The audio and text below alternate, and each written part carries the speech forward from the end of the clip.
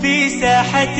للعلم كنا نلتقي، والحب والإخلاص زاد قلوبنا، نمضي إلى نور اليقين ونرتقي قمم الفلاح وتاجنا أخلاقنا. في ساحة للعلم كنا نلتقي، والحب والإخلاص زاد قلوبنا. بسم الله الرحمن الرحيم. الحمد لله رب العالمين، والصلاة والسلام على رسول الأمين وعلى آله وصحبه أجمعين إلى يوم الدين. وبعد درسي راب بردوي باسي مدرج مان كرت. مدرج قوت مان درج يعني لجملي لسندكي، يعني مدرج في السند يعني في المتن. لسند حديثي حدثنا فلان وفلان يك بيتنا وسندكي، يعني أدخلتوني باوينا وسندكي يعني متنكي. وباسش معك النمونة مع باس كده. أو همو لسر أوي كلمتنكي ابن حجر إلى كتاب نخبة الفكر أو مخالفته كدا زورا، يعني دا نقاط ضبط في العدالة يعني في الراوي، ضبطي يعني طعن تاندان لعدالة راوي يعني تاندان لضبط راوي. بس أو دمان كده لو دوي جيشتينا جيشتينا حفتميني ونيا مخالفتي أو مخالفة صن حديثي ليدا بتوا لزورا كاني ضعيف. لو ضعيفاني كضبطي باشنيا توشي غلط بوا اگه زار بزار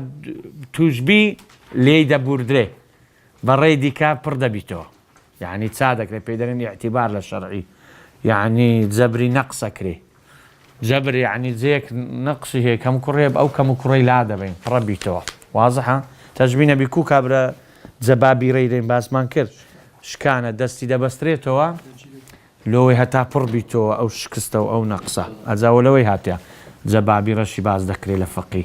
دبسنوية ولسر على جبيرة تيمومي بكوشتان اوش لحديثي او هي مادية باس ما كد بس اولا يعني معنوي لاصطلاح السند معنوي عيب عارك رويدايا للراوي اقع عيب عارك زور قورة نبو شديد نبو بحديثي دي باعتبار بيدرين بربيتو بقوة بدبيتو حسن لغيره ضعيفة لخودي خوي بريديك بقوتك تعضيدك يعني تقويك لوش هاتي عضدكو اتو هيك كشتشي هقري باش يخش دي هتا ها بهيزة بنا تجمع عضد يعضده يعني يقويه لويها او عضده الزبان عربي كهاتي معناه يويها اويش راويتش كدي باشا زبطي باشا لوي راستك هاتو واتش تشي هيزتشي او هيزي زيت دار معناه يويها او ضعيفه وي راستك هاتو اذا او حديثانا لو ضعيفه خفيفه اجا زور لي ربدا بقستيش بي او خطره اقسه غلطي كد بزام او لوي براكريتو بينم ضعيفي خفيف معناه لا واني دباسته او مخالفه شلوي هاتيا او راويشتش ديني لقبر دركاني دينا اويش ثقيه لقبر دركاني دي مخالفه كديا لقروان تكناكاتوا زبطي خراب بوا حفظي باش نبوا او بيرن مخازله لو مخالفه تصنع عليه بتو بزانتسا استاورد بتواو كان مدرج مقلوب مزيد في متصل الاسام مزيد من متصل الاسانيد لقى مضطرب مصحف يك دو سيت صار بينس مدرج مان تواوكر استهاتنا مقلوب يعني لفظه بقوري بلفظه سندي بقوري بسندشك وشي لو امام بخاريان كت رحمه اخوي بك هات بغداد زانيان او برو بغداد قلت يام بامتحانات بكين بزاين فضل علمي او شخصي كوا اذا عندكرين منافسه هبوا لك اهل علم حتى بام دجرتو لفقياتي باقصد شي لطيفه با اول شي تدابي لفقياتي بابم ديغو لخوشناوتي اما ديغو ايبالي ساني مثلا دتشينز كن جماعتي مدرسه ارتلي حتى ليش دور بقوت با ملا فتاحي ليبوا يعني تسمى مدرسه بالي سان تسمى مدرسه ليبوا زاديغو شي فقيه كان زيارتي يقدان دكر لسنا خوادنيا تشي زوتر سؤالات شي بزحمت ليبكا اذا دجرتو دري زارك يكاد قوتيان زور زيركا نازم قوت سؤالك بولد زامي ليم كشرح شرحي اويا ابن حازم مالكا يعني حاشو شرحك بريم لا اوي بزحمت يعني اول لفظ عباره قلت بيش او لوم لمكا قلت ام سؤالك مليكت نيزاني زنازم شيء بو فكر منه مهم او اسلوبها بولا ناو طلبان لقديم شو لفقيان او هم عاد زار ويبو له منافسه زار ويبو له امتحاني بزانه ودزاني شهر زي زوري خوينه دري وكتابه خير راس سؤال كان لا زاري شويه نه عنده سؤال لا كتابه يعني لا شيء كتابي هرازي وكابرازيلك بده يقول دزانم يعني بقى حلايان بيدغو بزاني راس كده زاني اللي انت كذا ذا اول شغل امامي بخاري رحمه الله له امتحان هات بغداد قلت يوم زانا علمي حديثي او كابرايك وحفظي دكس يعني لو دانا هر دكسش ده حديث يعني 100 حديث قلت يعني سندي ويلوي متني ويلومي لبر حفظ يعني زور باجبا قوريت يعني قالوا قور يعني كده بيش هو تقبيل يعني دانا والله اري دانشتن راس دوري يعني قلت يعني فرملير دانش حلقه يعني دروس كنت خرق راوستا ودانشتو ياك لو شوي انا مزقفته كحلقي حديث ولا بغداد اري هالراس متني ويان دا والسند ويان دا ما قلبي في هذا قلبك شي سند يعني بمتني ويسا قوتي حريك دستي بيكر قوتي هر سريع قوتي بوتي سينا كذا تا اخري والله عندك قوتي انا الاولي قوتي بخوي وبزي توا سنازاني وش اخر كسبو دايك قوتي تواوبي خلاص بون قوتي قوتي توهاني او توهاني حريك بيك والله كمبيوترش بيو يعني او حفظ الجانب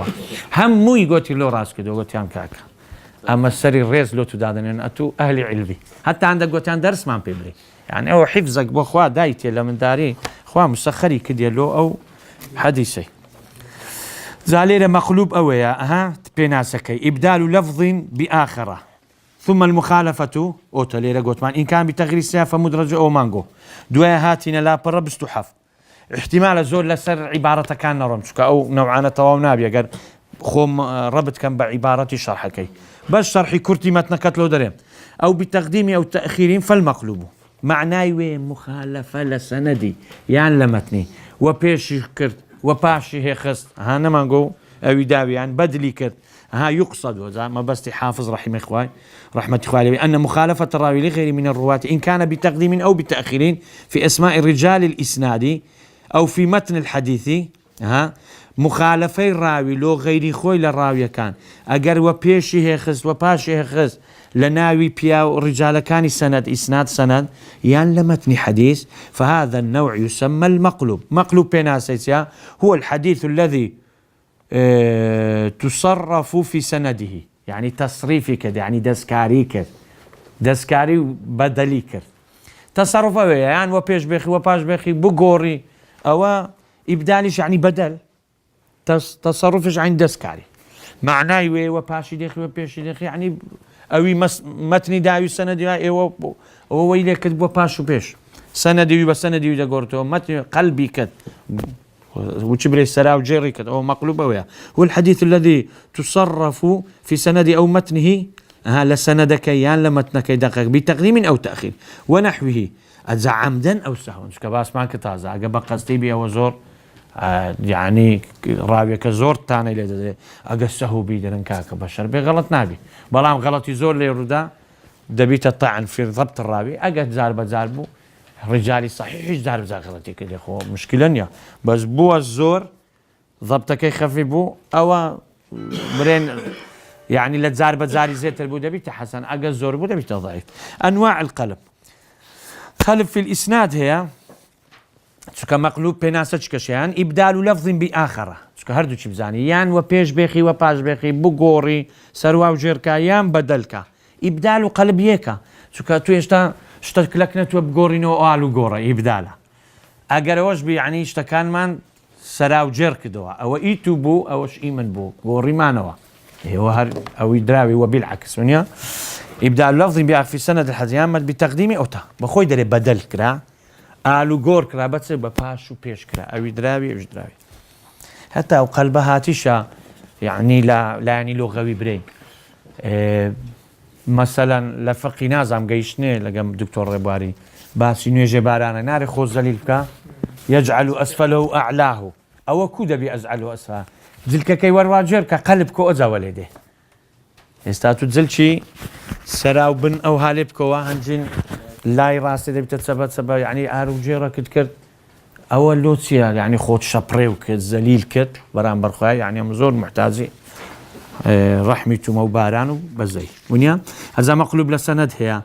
اوش بقوري بدل السندي يعني قوران كاريت بيبا اوش بس ناوتش بقوري شخصك لنا وكان رجال نمونج ديني نستا مثال حديثي كعب بن مرية ليش وابزام هنايتي الناوتش كبس امنيت شيء كدر يملوي فيروي راوي عن مرة بن كعب كعب بن مرة كابر ليت يكسبوه مري بن كعب او دائما لا تشوبوا او شتانا لور رداية استاتش كباسم الصحفي جدي بكين مقلوب لور رداية يعني زوري عمد النبوة مثلا كتابك للشيخك ورنقتها راس ولا كتابك ويخيمتها زاروي ختك غلط بيان بيش تساوي ولي هاتيا تساوي او هاي خنديتو تساوي زعيبوا او رداية وقلبه بزوري بعمد النبوة الا عن قصد عمت بقصدي وبكن بلام لو تسلو امتحان او استشديا استاج باسكين كامتحان بكنج درستو بمرزكيتيا مقلوب في السنة قوتمان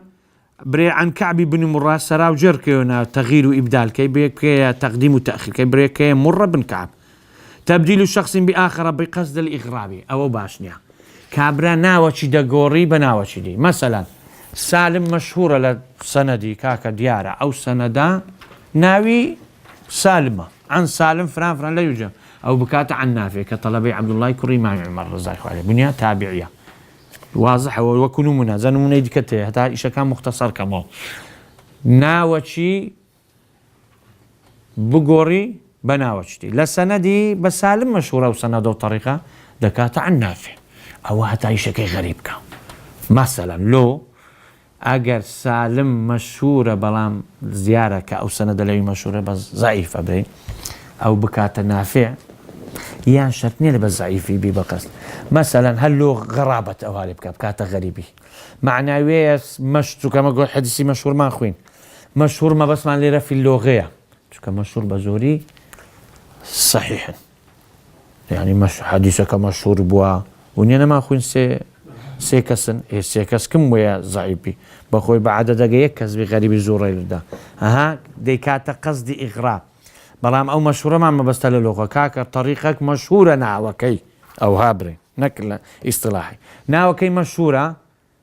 بلام مشهوره لناو خرشي او كسباشنيا ضعيفه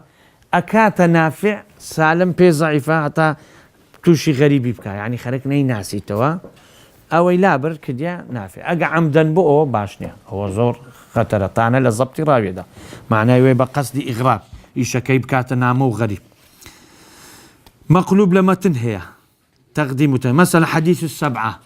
ورجل أو زورت عن جلبوه لو وعظ نصيحة خطبة ورجل تصدق بصدقة فأخفاها حتى لا تعلم يمينه ما تنفق شماله حتى لا تعلم يمينه ما تنفق شماله بخوي أصلا كيتيا حتى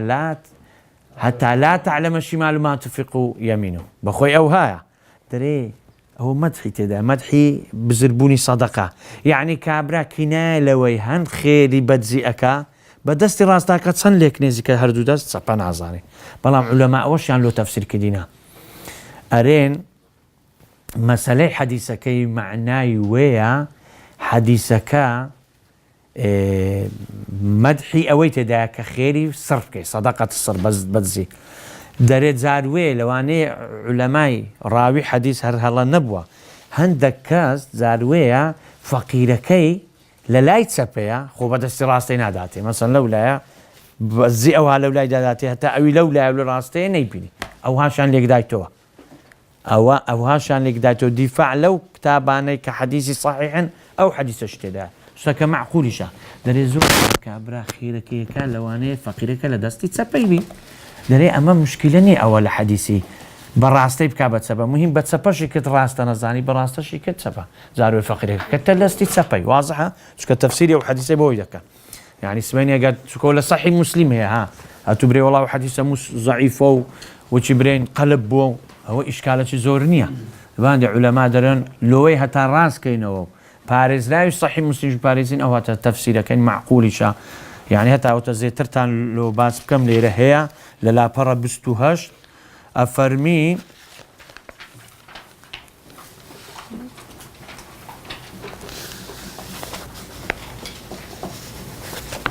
وقد يكون صار بين سطرا لا بار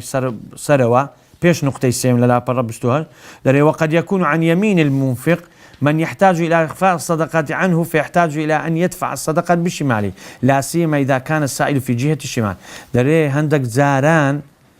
لدستي وقد يكون عن يمين المنفق من يحتاج إلى إخفاء الصدقة. دري هندك زاران للاي راستي منفق ويسرفك صدقيك بيويشتك صدقكي ليبزركي يعني بتزي أو بكي عنه فيحتاج إلى أن يدفع الصدقة بشماله لا سيما إذا كان سعي في جهة الشمال لأن المقام مقام مدح إخفاء. دركاكا مشكلة نية بيغمر صلى الله عليه وسلم لو هندي حديثي كديا يك لجير سيبري عرشي خوينا دبي خيري بتزيب كين ولو هندك زاراني شاتيا خير باشا باشكراي أجا كابرا بونية تمزاني خرج تساوي لبكا مثلا دورة مندك خو مشروعات زخم كا مثلا زي شبكاتوني مركزة شبكاتو يخو ناشر ديتو خركرد زاني شيء كديتي باب زاندري نيتي او شخصي ما بس يخرج كسايل بكا علماء ده فرم او شتي مدحه درين ممدوحه يعني او شتا فسنده وتساكا وهابكا اجابونيتي بانما الاعمال بالنيات ازاليرا دركاكا عندك زار فقير كتدستي تسبيوي معناه ويدبي اتولا راستي بزركي لا راستي خد يعني وي باشكرا نبي بتسبي او حتى يشكي راسك بلام ليره بزانه مقلوبك كوا بقول حديث أصلك حتى لا تعلم شماله ما تنفق يمينه سروا وجر كرايا كابرا بدستي راستا زيت الخير ذاك ونيا زور بيويا بلام زاري شوي فقيد ذاك يتدست سبن كأجا حديثك بقلبي أو هتفسير كينه إن شاء الله إشكالات شو أنا إذا دري هو كاري قلبتيا أسبابك إما لقصد الإغرابي دري لا يجوز هذا من عمل الوضاعين هو كتابك وشي كاك تقريب تيسير مصطلح هذين بتزدولا بكورتي باشا تشكا بس مسألة أو شرحي وهم زورة معهم بوقتي بيتواوناكي كاكا يكم هو كارتي لو قلب رويدا بالو درين إما قصد الإغراب لو اشتكت لبيش غريب كاو بزركا أو دروسنيا أو إشي أو أنا كحديثي موضوع دادرين أو زائزني بهيش وشي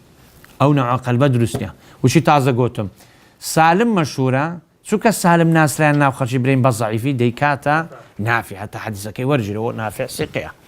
هذا علماء زانيتيان لا ينكرتوا أو قصد الامتحاني وشي لو إمامي بخاري كرا حتى لو شيء ديك كرا دار قطني وعقيلية والله أعلم استبا وش كتشك حتى بزانا هل لو إمامي أو ينكره إمامي بخاري باشا لو أوتا كما وقع أول سن لا برد كدروا لو كتابي كما وقع للبخاري والعقيلي وغيرهما كالدار قطني إمامي عقيلي شويش محدثة عقيلي حنبلي والله أعلم لغير غيري كالدار قطني معنى امتحان لو بخاري شكرا أو قلبيان لو كذا تعقي كنه حفظ وذاكرة وضبط يعني كذا لغير إمامي عقيلي بخاري دار قطنيش أو امتحاني بس داتشو نازح بينا أذا أري قلبك له امتحان بقصد امتحان أو الدروس تدري جائز بشرط تبيين الصحيح قبل انفضاض المجلس استعمل حديثة شي بسراو أقل له امتحان قوبي بلام دري نابي لو مجلسي هستين دبي راستا كيف خرج بري دوتشون كنكو طلبة قوب زاني أوا أصلا يعني غير مدانش تتماشى مع دكاتي مثلا يعني اشتكى مناظرة إلى تلفزيوني مسابقة لبين دوها دبي برينا خرجت أو خركبها بس هو نروى بريكاك راستك أو هايا أما أوها ملكة بزاني أو طلبانات حفظيانكو واضحة علماء تدرين دروس تلو قصدي امتحان وتاخد نوي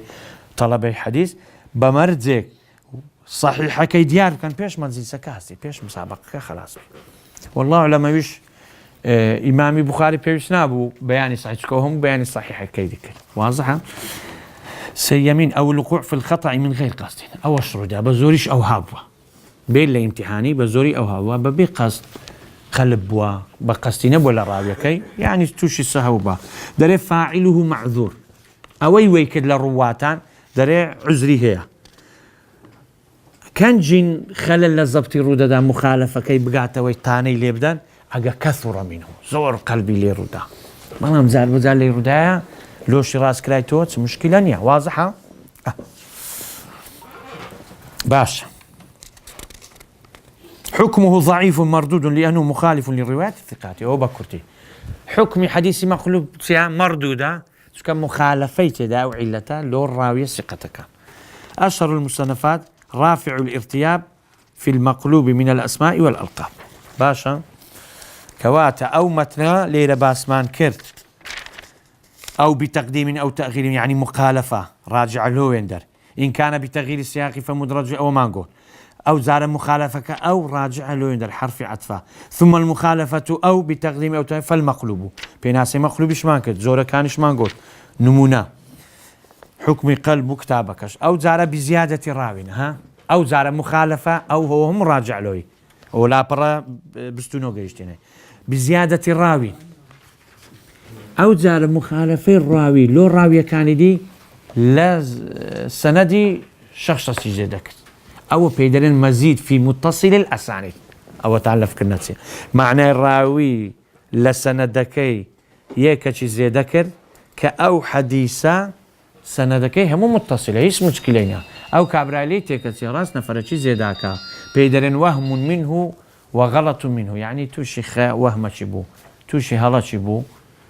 والله ناري ظن وهم أو هابو يعني فكرهم هذا السريع أو هابي بس هونية هلايا أو وهمي بيدا إذا بزيادة راوين فالمزيد في متصل الأسانيد بيدرن مزيد في متصل الأسانيد لو بين زوريا كحديثك رتكريتوا أجر بيتو أو شخصا راجح نبو زيدك استباسكين كرتكريتوا أزالير بعمتنا كيبرين بكرتي يقصد الحافظ رحمه الله ما بس حافظي أن مخالفة الراوي لغيره أو زار مخالفة جاوازي راوي لو غير خوي للرواة كان إن كانت بزيادة راوي زيادة بكا في أثناء الإسناد لكاتي سند كان دجرتها ومن لم يزدها أتقنوا أو يزيد شينا كدي للسند ولو طريقي كنوي أتقن ترى لوي أثقن ترى ونيا ثقة ترى أتقن يعني اشتكى زور بباشي وتساكو هالي تدانيا ممن زادها معناه طريقك أو راوية زيادة دانيا أوان باشترن زبطيان باشا لو كسي كراوية كي زيادة كديا باشا ممن زاد فهذا النوع يسمى المزيد في متصل الأسانيد مزيد لا سندي اتصال كان أجاو تدري مزيد في متصل الأسانيد هو أن يزيد راوي في الإسناد رجلا لم يذكره غيره فيها وجه زيادة بكا غيري وين يقوتيا أو أن يزيد الراوي في إسناد حديث رجلا أو أكثرا وهما منه وغلطا أو يان راوي لإسناد حزيك بيا وشي زيتر كيان زيتر أو وهم غلطك لو يزبطي باش نبوا وشرطه كما قال الحافظ في النزهة كشرح كتاب خويتي نخبة الفكر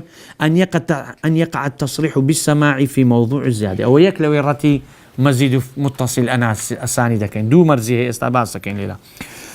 يكلو مرزانا لشوين زيادة كي بحدثنا هاد بي معناي أوي باشترن بو نوعي رتكريتوها أواني سقترن لو راوية كدرن أو راوية مخالفة واني كديا هلاي كديا تشتكي هنا جياواز لوان ونيا بيتسواني وان أو مخالفة الأواني سقترن كزيادة راوية تداني إيوي زيادة كديا بشرطة رتكريتوها أجا أواني سقترن لو سندي بحدثنا برين لو شويني كزيادة كديا أوان برين أخبرنا حدثنا أنبأنا لو شويني أو راوية زيدة كديا بشرتك أو راويش عن نبيني بري عن فلان باشا عن فلان أجر بزيدينينا أو بحدثنا يبينا أنا شرب عن يبينن هنجينا وترشيحي أو زيادة هيك باشا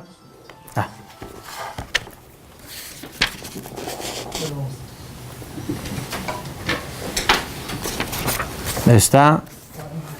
متصل مرزكيتيا كرتكريتو المزيد في متصل الإسناد الجواب سكو سؤالي شي تدايا مثلا ما هي شروط رد الزيادة بس مرزك مزيد في متصل رتكريتو أو كابراي مخالفة كده لقى أو طريقي كسيقنا زيادة كي تداني راويك كيستانو منجدينين أن يكون من لم يزدها أتقن مما زاد ويكم مرزا تعزوا ما نقول لبناسك كليتي أنا مرز يكمين أواني زيديان نكديا أو شخص لسندي سيقترن وباشترن ضبط لو كسي زيدا كده ومرزي كما أزا إيوي درنكاكا تزبط باشنا ليد بوي توامو نفرك زيدا كده زابا قزنيا لي تكسوا دو حمدنيا دو من أن يقع تصريح بالسماع في موضع الزيادة بوشيني بو مرزيرة تكريتوا أقل شويني زيادة كي أوان بحدثنا بينن تصريح يعني كده السماع كاكا أو هم الشيخ جربا هي زيادة تدانيا أتوشيناي تتبعن عنا أتوشيناي تتبعن عنا أو إيه ناويتيا أتورتك لتوك عن بوني ويتدا قطع معناه ويا مخالفة دا قطعة ذا علماء دفرمون أجر وليهات أو بحدثنا هنا أواني زيدان كده بعن عنان هنا هنجي قسيوي راجحة تونك اشتكي زيادة الثقات معناه دويا دقيني زاروي راوي هنسيقي اشتكي لكنا كس لكنينيا زور زار باس ما قلت ما طلبة يزيلك دري والله ابنوستم لامتحان الجوابي نسي كل لقمة جمال نبري والله ما مستزارك ويقوم ملاحظة نسي الهمان آقات داترا واضح ونيا زاره أجا علماء دفرن زاروية راويش تشي ديني الشازنية زاروية زيادة ثقة عن ثقة مقبولة حتى زارك حديثة شمان باش كده لموطا إمام مالك لنازانم لباري روجي بو مسألة عرفة بوش تشيوها بفكرمني هالليرش لو نمنا أنا ما بقوه لو كتابي بيان لبيخوني علماء درن كاكا أو زور سيقيش تشي هنا نك نامويا ناموي لسيقي نك نامو للضعيفي معنى بها أدرك به من لم يدرك غيره يعني اشتشي درك بيكدو هستي بيكدو كس هستي بينا كده هس سرن زينة ده أوه أذا علماء دفن زيادة ثقة في ثقة مقبولة أقوي لهات أو راوية هنسقي وباشا اشتكي بحدثنا هنا لك لزي زيدكي أوانش بعن عنا بينين والله أنا ولا إيتو تواوا أتو تصريح بإيدي معناه اتصالوا لا شيء أوانش بعن عنا دينين عن عنا بوني قطعي تدا كاوات أنقو عن عنا تاني نفس نفرك ليرة نقصتانا أو بالتصريح دينين معناه بزقي اتصالوا زيادة كشيش مشكلة بلام أما باسي أوي بيت سوانا كينو كرت به أرين أتوبع عن بيني أوانش لزي زيادة كبحدثنا بينين قسي أتقن أثقنكي لوي بقوترك أوي ليتكسو أدي أجر قوتمان يك لو مرزانا نهات زي أوي مقابل كرت بيدرين إسنادي خالي أو نبو مزيد في متصل الأسانيد بوي كزيدة كي تدانيا درين خالية لو زيدي أو كابرايز زي السقيا زيدة كي لي ورقني مش تازة أقسم كده زيادة الثقة من الثقة مقبولة سأنمونا تشبيني نولا سروي هتا أوبي لا مزيد المتصل لا تجلسوا على القبر ولا تصلوا إليها ونيا قال ابن أبي حاتم سألت أبي كر لبابي سؤال كده هردك لعيلة لحديث شارزامي ابن أبي حاتم لبابي خويك أبو حاتمة دري رواي عن ابن جابر عن بسر عن إدريس لبين بسر واثلي أبي إدريس يعني زي كده أبو إدريس أو إياك لا أبيدك ترمذيش دري أن الصحيح أنه ليس فيه عن أبي إدريس أبي أو عبد الله كريم مبارك يعني تابعي جبو سلسلة حديثة فقير توشي حلا يجبو زوري إيش كبز أحمد كذبي غلط نبي هندشيش تصريح يعني كده بالسماع من واثلة كما في رواية أبي داود أو تكوين ظاني الصحيح ترمذي كذا دري أول طريقي سنن أبي داود هاتيا بحدثنا لبسر عن واثلة إي أبي ديكش ابن مبارك توشي وهم بوا أبو إدريس هايش تبيني بعن أنا لبهان يقصي رتكريته لو إذا زين زبطكي ليلة توشي حلبوا واضحة إي قصي وانا ورقدين كسيقتنا تشك بحدثنا بيت سوانا بكوا أجا قصي كابراي زيدي كده بحدثنا إيوان عن أبو قبورة هنجين أوينا قسطان بلو بيدرين إسنادي خالي لو زيادة بتالي لو زيادة أوش هنجين زيادة ثقة بيدرين زيادة الثقة في السند هنجين زيادة الثقة لا ثقة مقبولة أول نمونك مانجو لو زيتر روم بيتو مؤلف مزيد في متصل الأسانيد تمييز المزيد في متصل الأسانيد خطيبي بغدادي رحمة خوالي بالله هر موضوع شي كتابش تأليف كده أو زارة مخالفة سنمان ما واخد أو إبداله يكسارك دقيقة وش دخوينين آسانة أو زارة مخالفة راوي لتشيا إبدال بكا ولا مرجحة مثلا بعمل نمنا شي ليلة بها تابزاني حديثي مضطرب كوا كويك لو بين زوراني مخالفة راوي لقروان دي بين زي ليلة بتوع مدرج مقلوب مزيد في المتصل الأسانيد أو جيشتين مضطربي دا مصحف دي إذا مصحف دارين محرفش دكتي أنا هردوك دارين يكن عندك دارين هردوك جدانا بس إشتابة دقيقي آسانة ودارين مضطرب أويا أنجو يكومرن ليك ما مستوى طريقي ورقن ليك شيخي هريك بنا وعجيب جرتوا همشتان للسقي ليك قوتنا مو هيك مستوى ترجحنا كليه اما خوين ما لا مختلف الحديث قوتمان اجر امكاني جمع بو او مختلف الحديث اجا امكان نبو هم ليك قوة بون او مضطربة اجر امكان بو راجح ومرجح بهم كقلت ما متى أو يدي كده بيتم معارض ونيا ضدك يكراجح إشنيا أو همو للتعادل وترجحه لكن اختلاف هاي فقهاء سر رأيك سر حكمك لوي بقوت أوه زالين مضطرب كاكا همو راوية كان هريك بنوع شي باسكا لو ما مستعي هموش ليه قوتنا هيش ترجحناك لإياك كشلتك همو سيقنا ليك بمعنى لا ترجح أو مضطرب يعني لسيق سيننا أو تبينا صدق ليه إذا بيش بيناسي بامتنا كي بخينه أو إبدالي يعني مخالفة أو أولو مخالفة كي قريتوها مخالفة راوي أو المخالفة راوي بس أو زارة بنوعشك بإبداله ولا مرجح لسند يعني لمتن كلمة بقورن هاريك بنوعش بري همش ليه قوتنا أو بيش درين مضطرب هذا الحديث مضطرب استرابة يعني معناه يوهم لسيقصين يعني كوك للغة برين استراب أويا والله كابريك توشي أو بيان توشي شوق بوا كنترولي لدزدام أوانية أو بيدر مضطرب للغة دي لا حديثي إصلاحك معنى هريه كان بتزورة شواز كان لو ما صاغنا بو لسه تساعدك هم لي قوتنا كس ترجحنا كل السلوي لو ما هي الترجيحات شنو أو هما مضطربة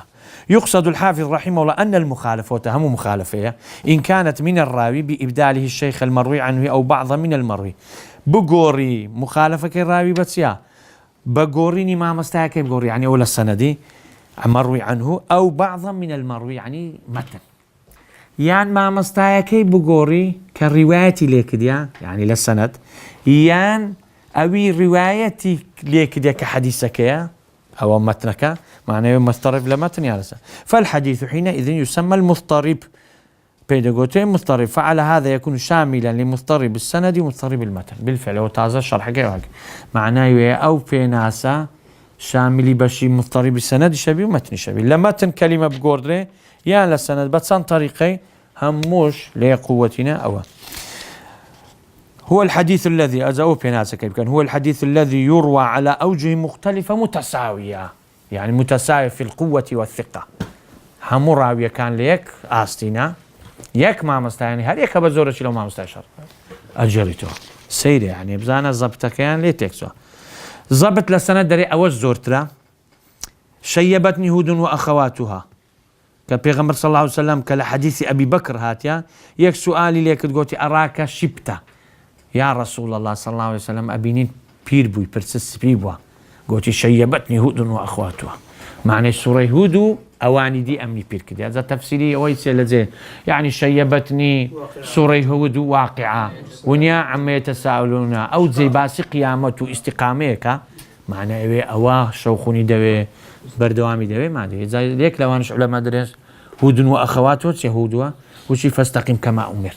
ونيا أو يك لو آياتنا استقامة راستي زحمة دي قال الدارقطني أوتودري هذا حديث مضطرب فإنه لم يروي إلا من طريق أبي إسحاق هم طريق أبي إسحاق ما مستهك برامزانا حموليان تكتوا دكس يقدر مرسلة يقدر موصولة يقدر مسند أبي بكر إمام أبو بكر دقرتش عندك درين سعد بن وقاص عندك درين يعني معاذ والله أعلم عندك درين مسند عائشة هم رواة الثقات لا يمكن ترجيح بعضهم على بعض والجمع متعذرون ناتواني ترجيح بكاين جمعش بكاين متعذرة شو كشتا كان هم زد بيك ديا دائما ترجيح هنجي دكري لا يكلا بارسنجا كراستر بي اجا هردوك ليك استيبون ونيت نشكرات جمع بقري او مضطربة جمع كرا او بيدر مختلف الحديث ترجيح كرا او الراجحة او مرجوحة يعني بزانا انواع نوعي شتى بس لا هيت مان بيناك جمع شراوي ليه دقرينا تا دقنا نتيجة بلا ما هو لو ما علمك وهاي أنا وشي قلتي أرجحوا أو هردا قصري بس أو جيشتي تا أوي عمل مهم بيناك لي بحد الزكاة بيتا نوع من الضعيف بزانا حكمي ليلة باس بكين أو تم الطريق آخر شتا مصحفي ليه دقرين لو درسي به حكمه ضعيف لأنه يشعر بعدم ضبط رواته أو ديارة معنى هم الراوية كان ضعيفا لو قسي همان رادق شو كاكوي يقول هم راو دستين ناتوانين جمعك كس لوي بقوة النيا ناتواني عمل بها مامكين شو قدش بيكا ناق ساخنا بيتوا لو مردودة وضعيفة لبروي كاكا أوان بوني أوي ليدي إشارة بوي هما إشارة بوي كراوية كان ضبطيان باش نبوا أجنا لو يكك لو ما يساخنا كدو باشا هذا أول حديثة شيبتني هدوء أخذ معنواني عمل بينا متنك صحيح وعملي بيدكري برام سندك لبس سندك رت ما كريتوه سندك كمان لو ساخنا بيتو زاليرش علماء كتاب يعني المقترب في بيان المضطرب لابن حجر عسقلاني بيرادقين مصحفيش بخوينين بس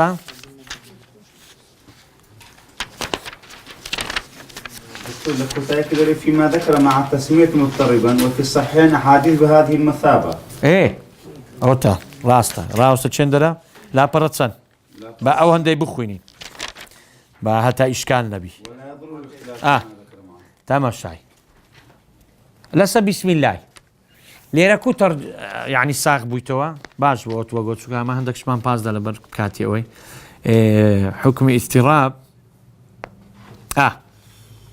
اوائي اخير يا باسك باش وباست كده در اختلاف زارويه اضطرابك لاسم راوي رويدا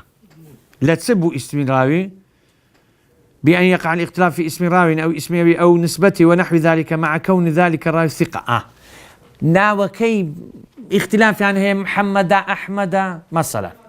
بابي تسيو أويا أو زاندرا نسبتي خرشي تشندرا هيت مشكلة نيا مهم راوية كزاني تنسقيا درين مش إشكال نيا دري أولا صحيحي بخاري ومسلم مش رويدا كرواتا كان كبخاري نك بخاري لي ولا به رواتا كان لي نقل اوان وهبونا بس تكس خبونا بخاري لي نقل كلينا او هي تاثيرناك لا حديثك لما تنكي لسلبها دي اجى تاثير كتبك بخاري ومسلم به واضحه وصلى الله على نبينا محمد والسلام عليكم